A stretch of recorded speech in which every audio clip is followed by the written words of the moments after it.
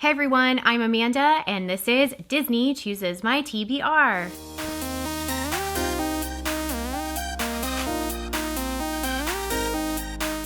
All right, so it's May, already May. We have done 4 months, full months of Disney Chooses My TBR, and I've hit my goal every month with the exception of one, so not too shabby. And I did also make up for that month.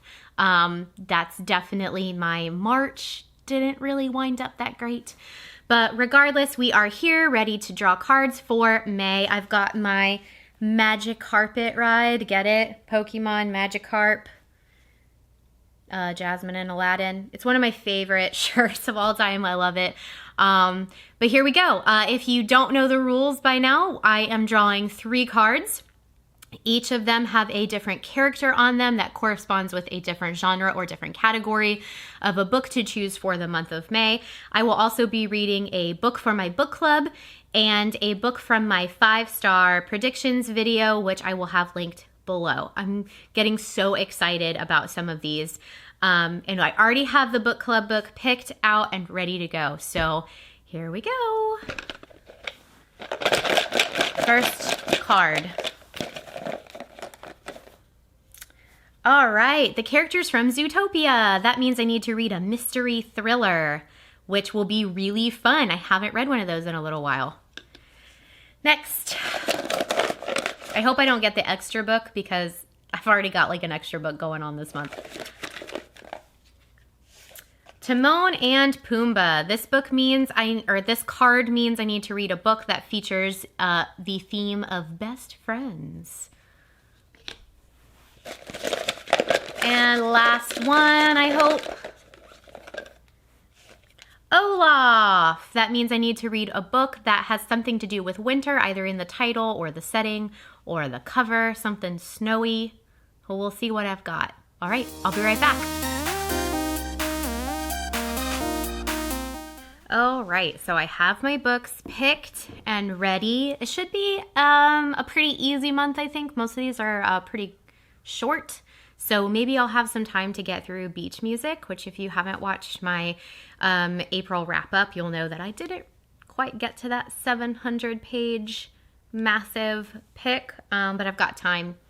So let's see what we've got going. The book club pick for this month is called The Kitchen House by Kathleen Grissom. I got to pick the book this month, which we don't really have a system in our book club. We just kind of like, if we have a recommendation, we just go for it. And I recommended this one and we went for it. This was highly, highly recommended to me by my mother-in-law who just finished it. She says it's one of the best books she's ever read. Based on the back of it, I believe it follows a girl named Lavinia who is an orphan.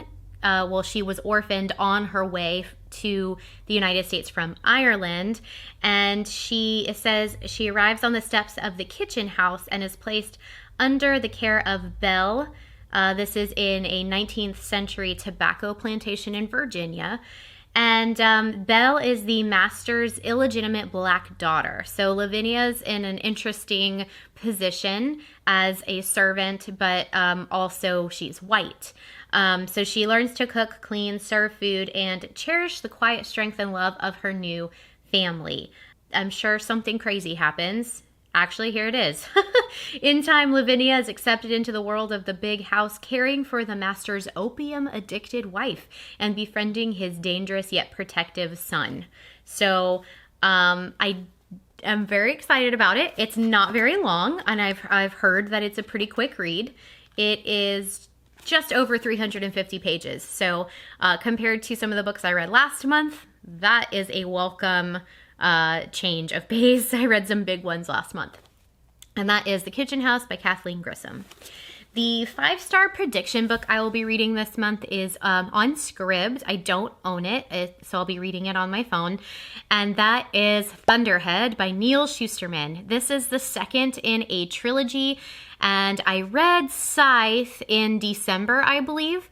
And I just don't want too much time to go between book 1 and book 2 when I'm reading them. So I'm thrilled to finally read Thunderhead. My friend Shane read them, which was a suggestion by me, but he likes to read series like back to back. I do not. I will be reading this one with my friend Chanel, and I'm super excited to see what happens with these characters that I already know and love. And I think it's going to be super fast. This one's actually a little lengthier. I think it's over 500 pages. Scythe was not very long, but it is a young adult novel, and I have a feeling I'm going to fly right through it. All right, getting to the cards, I first drew the Zootopia card, which is a mystery or thriller. This one has been on my shelf for a really long time, and that is Lies She Told by Kate Houlihan, I think. This one sounded the most fascinating out of the ones that are like behind me. Oh my gosh, my books are a mess now because I like pulled a bunch off. Bleh. Oh well. But this one it follows a character who is a writer, and she's writing this novel that is freakishly similar to things that are happening in real life, such as a murder. So that's really all I know about it. I don't know a whole lot else except that it's probably going to be quick. I read thrillers so fast because you just you want to know what happens. Like, I don't sit there and read between the lines and, oh, I want to really know these characters and savor every word. No, I want to know what happens. I want to read this fast so I can know what happens at the end. So another quick read, I have a feeling. It's also not very long. It's not even 300 pages. So yeah, I'll breeze right through this one. This was a Book of the Month Club. Oh my gosh, all the way back in September of 2017. So I'm a tad behind on these. But yeah, so that's Lies She Told by Kate Houlihan. For the Timon and Pumbaa card, which is a book about best friends, I was hoping I could find a book that was similar to Firefly Lane by Kristen Hanna. That one's my favorite book that has a best friend theme. On my shelf, though, I couldn't really find a whole lot except for this one that I'm going to wind up reading. But I didn't want to have too many books on Scribd because the point of me playing this Disney Chooses My TBR game is to diversify what I'm reading and get through the books that are already on my shelf. I have hundreds of books that I have not read. So this one is on there. I've never heard of it. I grabbed it at a library sale a few months ago for 25 cents. And the only reason that I picked it is because it has a character named Mr. Rose, and Schitt's Creek is one of my favorite shows, and that's the only reason why I got this book, which is kind of a dumb reason, but it's literally called Best Friends by Martha Moody. I guess it's kind of like a historical fiction as well because it does take place in the 70s, which is a time period I really like to read about. In fact, Firefly Lane, which I just referenced, it takes place mostly in, their childhood is in the 70s. So I love that book. Anyways, this one says, when Claire Mann arrives at Oberlin in 1973, she's never met anyone like Sally Rose, rich and beautiful, which also resembles the Rose family in Schitt's Creek. It's utterly foreign to a middle-class, Midwestern Protestant like Claire. Maybe I will like this book. And utterly fascinating. The fascination only grows when Sally brings her home to L.A. Mr. Rose, charismatic, charming, and owner of a profitable business shrouded in secrecy, is nearly as compelling a figure to Claire and he is to his own daughter. California seems like paradise after winters in Ohio, and Claire begins to look forward desperately to these visits, to carefree rides in Sally's Gia and lazy poolside days. As the years pass, Claire becomes a doctor and Sally a lawyer, always remaining roommates at heart, a plane ride or phone call away. Marriages and divorces and births and deaths do not separate them, but secrets might. For as Claire watches, the Rose family begins to self-destruct before her eyes, and the things she knows are the kinds of things that no one wants to tell a best friend. That's all I got. I've never heard of it. I've never heard of this author. And it was 25 cents, so you can't beat that. And I actually think I might like it. Based on the back, it sounds good. So we'll see how this one goes. This one's a little lengthier at just under 500 pages. So it doesn't look like that long, though.